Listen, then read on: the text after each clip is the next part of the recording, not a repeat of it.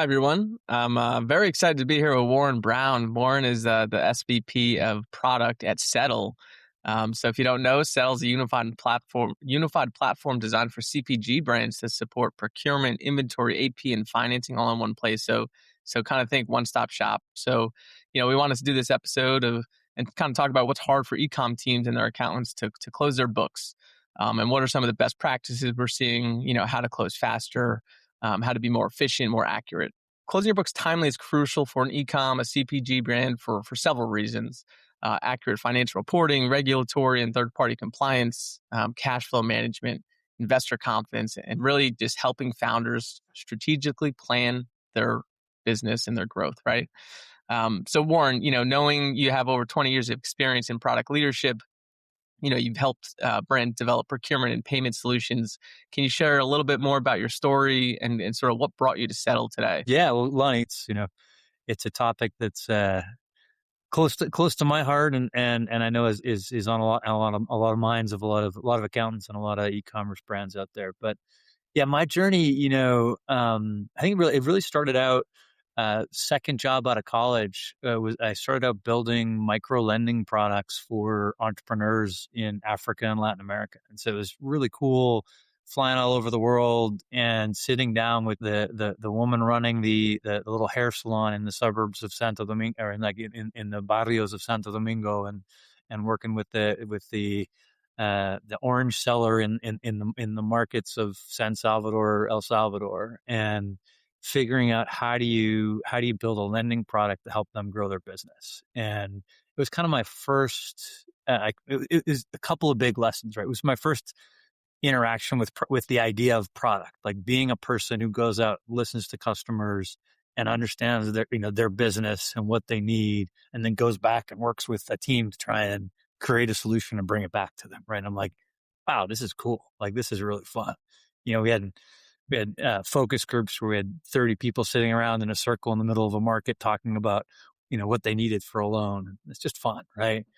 But also learned just how much of an impact access to capital can have, especially on small businesses. It's like you talk to someone, they're like, if I just had $200 worth of capital in that context, Right. it could change my business. And you're like, wow, this is cool. So that stayed with me kind of throughout the career. And fast forward a little bit, I spent some time at Timberland in their apparel footwear supply chain world, and so that was kind of my first exposure to the spreadsheet hell. Where you've got sales has got their go-to-market spreadsheets, supply chains has got their supply spreadsheets, finance has got their budget spreadsheets, and none of them match, and there's this craziness of trying to bring them all together. And so I think that's kind of stayed with me too, of like that, that exists at that time. That was a $2 billion business, right? And we see it every day in our $1 to $150 million businesses. Fast forward even further, I ran fintech banking for a local bank, and that really kind of got me into the controller, the accountant, the bookkeeper's room at a ton of SMBs, and just listening to like, how do they make payments? How do they do AP? How do they do AR? And really saw for the first time, small businesses starting to adopt a piece of software to pull all that together. And that's kind of brought me, and then over a bunch of years, I've worked with about 7 different startups, and now at Settle.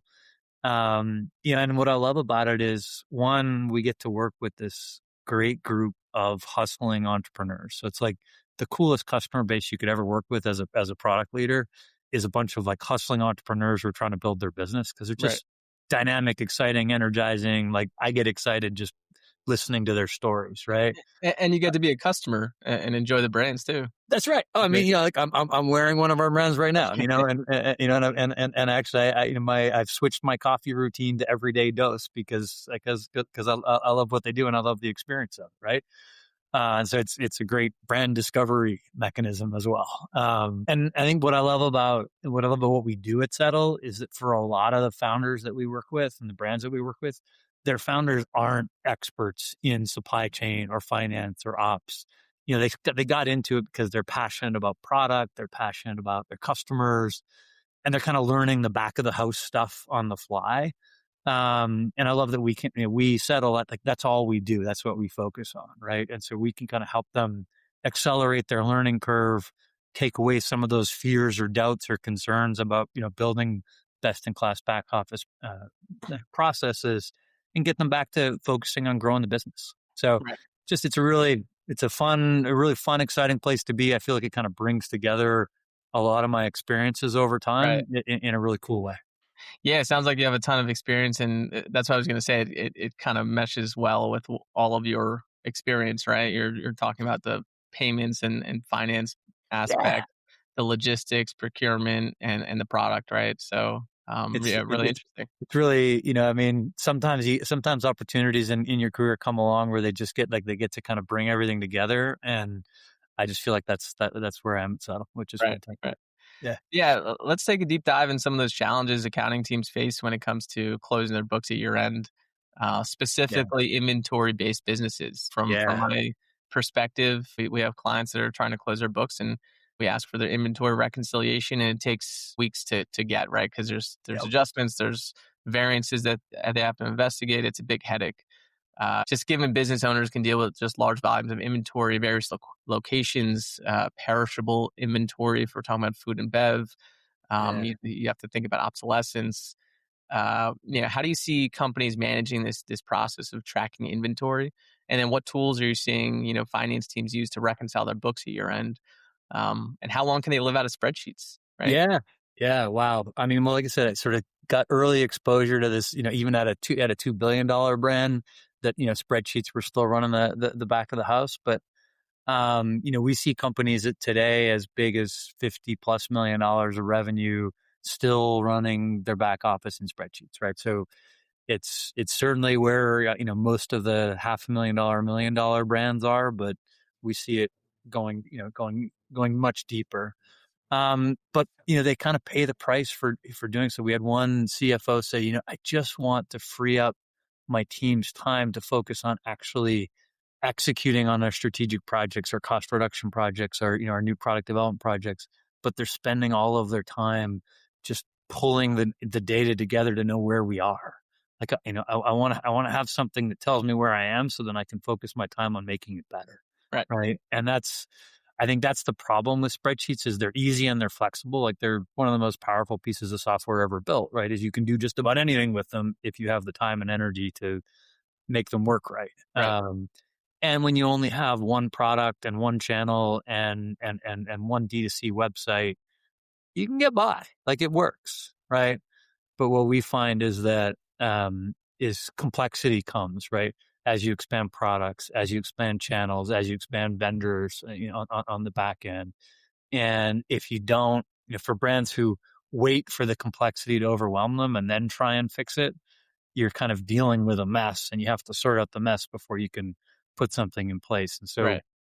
we always kind of encourage folks of, even if you're $500,000 or $1 million in revenue, like you're still relatively simple business, is get onto a set of processes, a platform that that can scale with you, right? That's not going to fall apart as your business becomes more complex as you grow, right?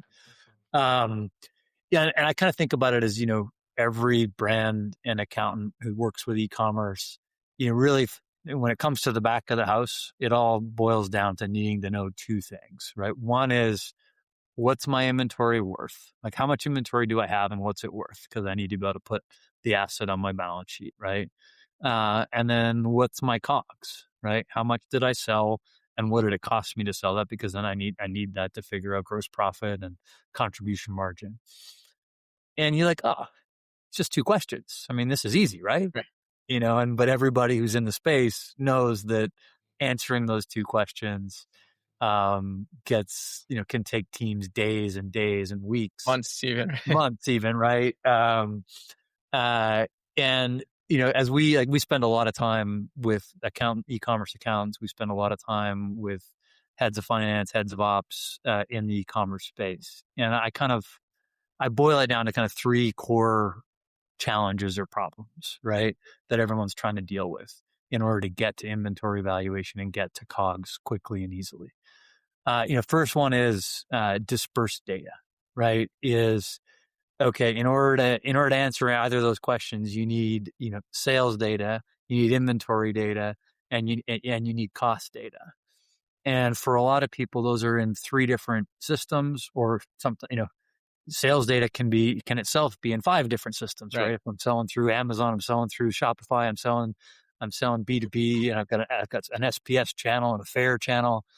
And so pretty quickly you can just say, in order to have the data that I need to calculate COGS, I need to connect 10 or 20 different systems. And we've talked to, folks who are like, I spend 2 hours a day logging into 5 different warehouse management systems just to pull together what is my on-hand inventory position today, right? And you're like, man, I don't want that job, and I'm sorry that you have that job, and boy, can we make that better for you, right? But that comes back to the CFO's point of, if you're doing that, you're not working on making it better, right? So dispersed data is a big challenge.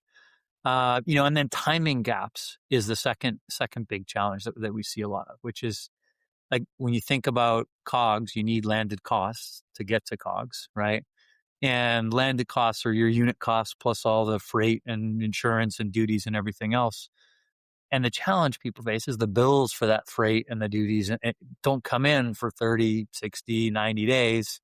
And, the inventory might have come in between. So now I've got inventory in my books and I have to know how to value it, right? What landed cost to apply. And so that timing gap, we see some people just using the unit cost until the bill comes in, and then that creates a big variance, right?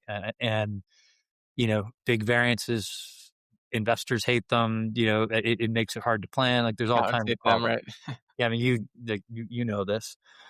And so then the third issue, you got the dispersed data, you got the timing gaps.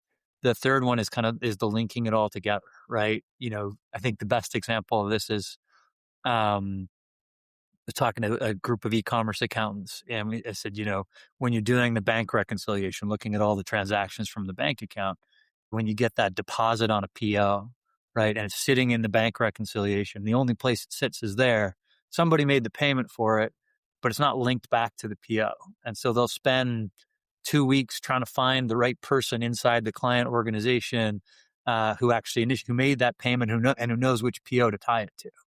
Right. And that's just a simple little thing. It's this payment is tied to this PO, represents 20% of the amount, but it might take 2 weeks of elapsed time and multiple hours of engaged time just to make that linkage. Right.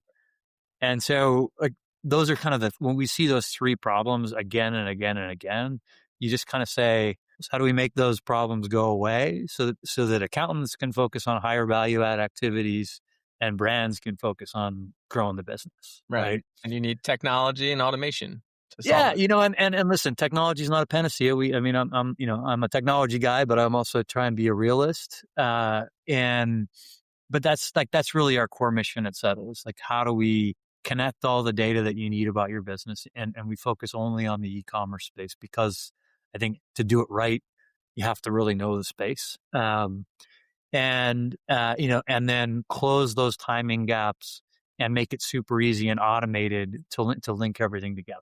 And so it's why, we're one of the first in the market to bring together not just the procurement and inventory side, but also, the payments and the accounts receivable side. So it's like the finance, the ops, and the inventory together in one place. And, we just launched in December.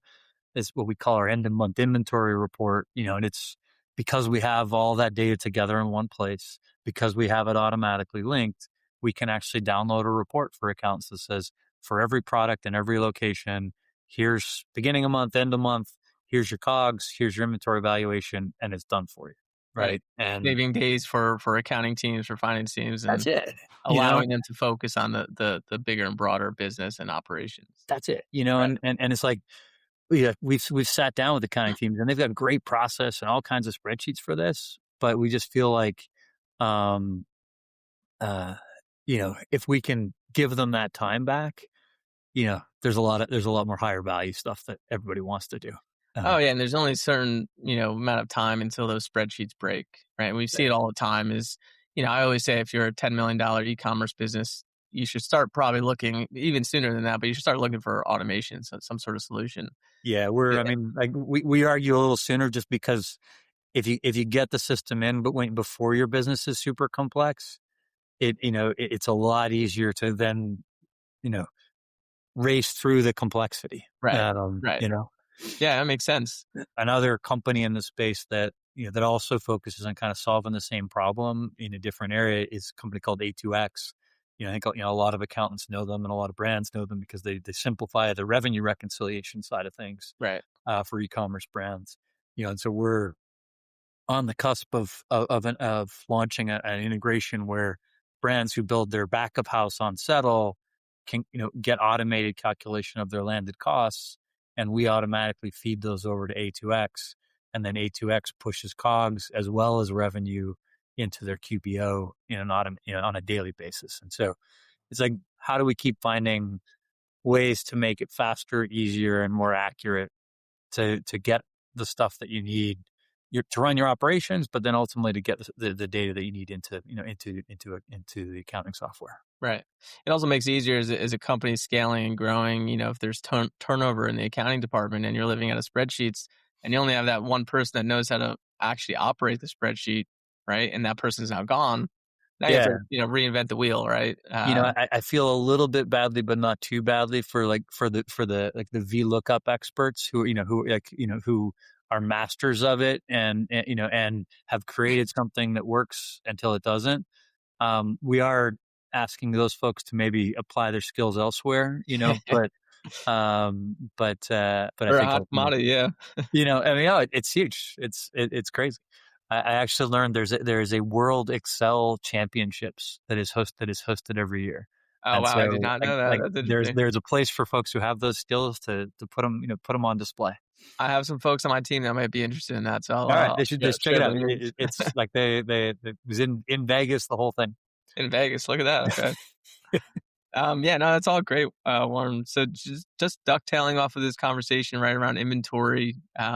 Let's talk about some best practices around accurately reporting COGS and profit margins. So accrual-based accounting is obviously super important for inventory-based businesses. You want to match your costs with your revenue as you're generating sales, right?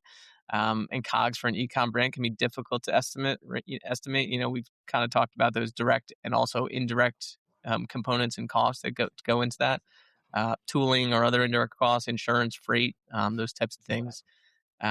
So landed costs. So what are brands doing to properly account for landed costs, right? Those estimations. And then just tracking and monitoring any variances. What kind of automation are you helping out with to just streamline that process? Yeah. So we spent a lot of time kind of looking at what people were doing and trying to understand, what problems they run into. And as I mentioned earlier, that timing gap was one of the big problems, right? Is I don't know what my actual freight costs are going to be maybe for 90 days after the order ships. And so what we see as best practice is really to start tracking landed costs right from the moment of placing the PO or initiating the inventory transfer, right? Because landed costs are not just on POs; they're also moving inventory from one place to another. And so what we've built into Settle is because usually brands have a pretty good idea of what their freight costs are going to be, what their insurance or duties or those other additional expenses is we've built into Settle right on the PO, right on the inventory transfer, right on the work order, the ability to add an estimated additional expense for each of those. And that feeds that creates a landed cost for those items right out the gate. Right. And that at least means that if you're closing your books and the shipping and the freight bill hasn't come in, you're now closing your books using the estimate, which we know is going to be more accurate than a zero. Right. And then because we're not just the procurement inventory system, but because we're the payment system as well, we, as the bill comes in, we make it like dead easy to then link that bill back to that estimate, automatically update the landed cost. If you estimated $5,000 and it was actually 7,500, we then respread the 7,500 across the PO, automatically recalculate the landed cost.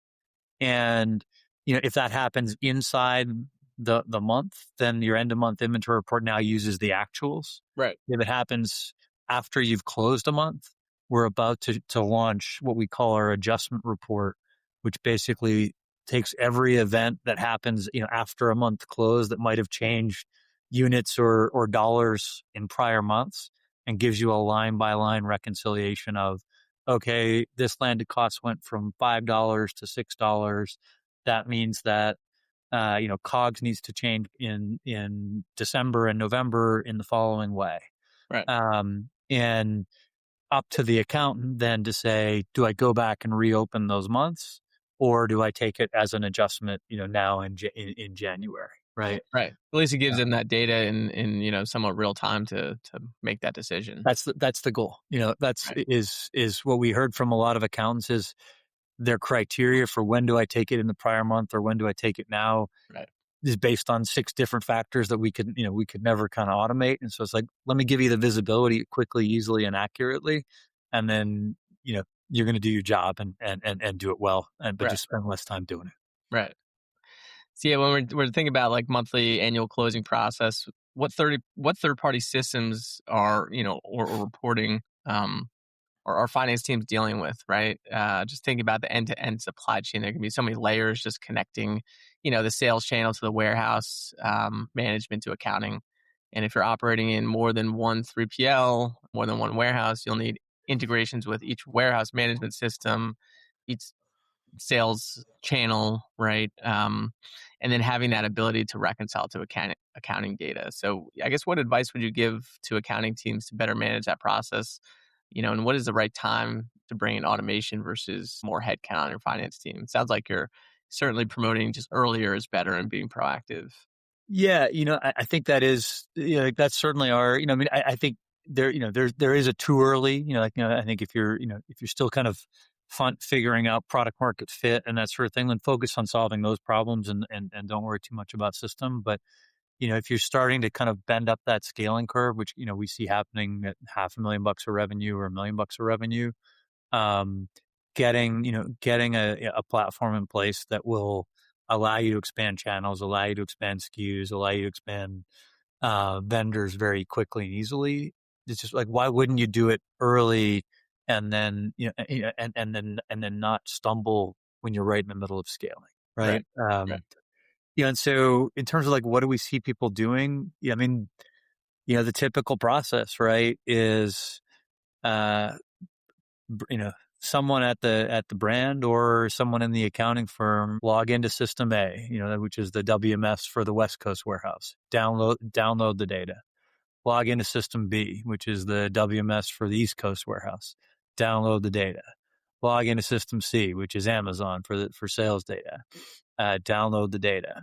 Rinse, wash, repeat. Right. Can be 10 or 20 different systems.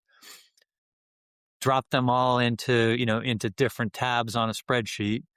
And then you have to do the first thing of like, well, Amazon calls this one thing and WMS A calls it another thing and WMS B calls it another thing. Shopify calls it another thing. So you got to do a V, that's where the VLOOKUP comes in. And so we see people just spending a lot of time of just syncing the data, right? And they'll automate it, but then, they'll add a bundle in Shopify and, that does, and that doesn't flow across all the systems. So now they got to change their spreadsheet.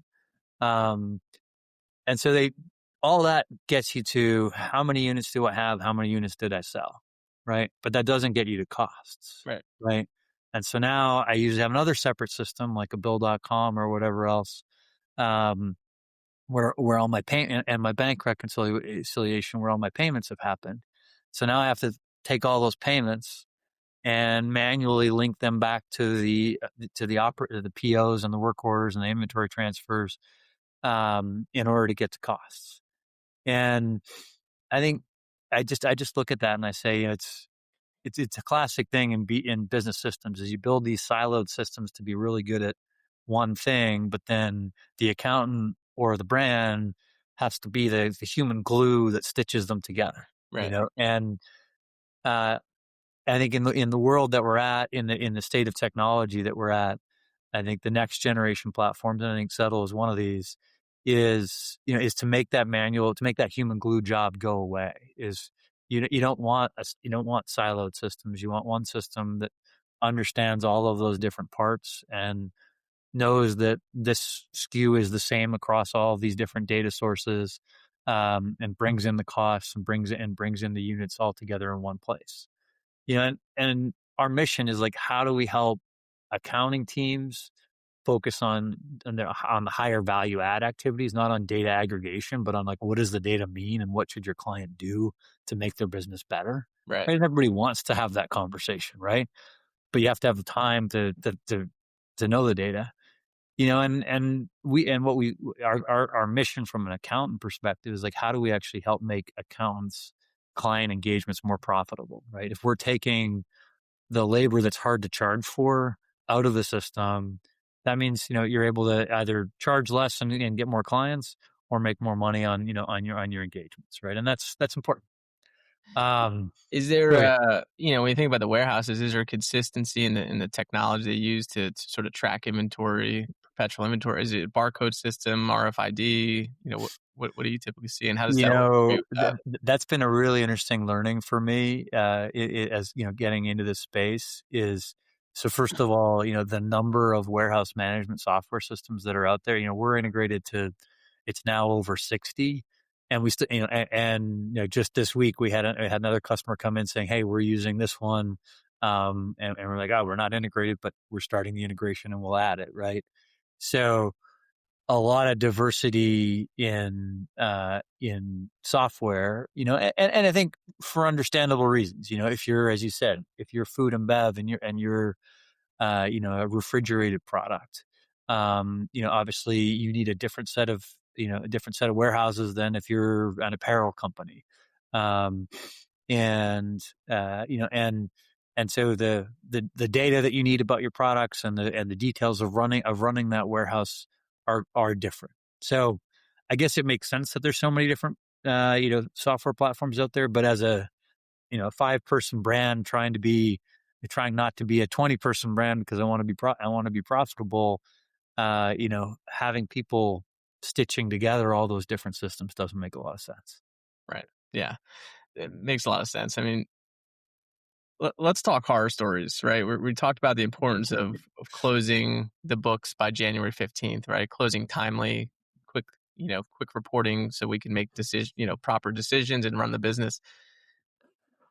What is truly the importance of accounting here, right? Because founders want to run the business, they want to grow the business, and in our experience, we have clients that don't close the books for a few months, right? And it creates challenges. But to convince a founder that closing the books timely is important could be challenging as well. So what is your take on that, and what kind of horror stories have you run into with your Yeah. clients?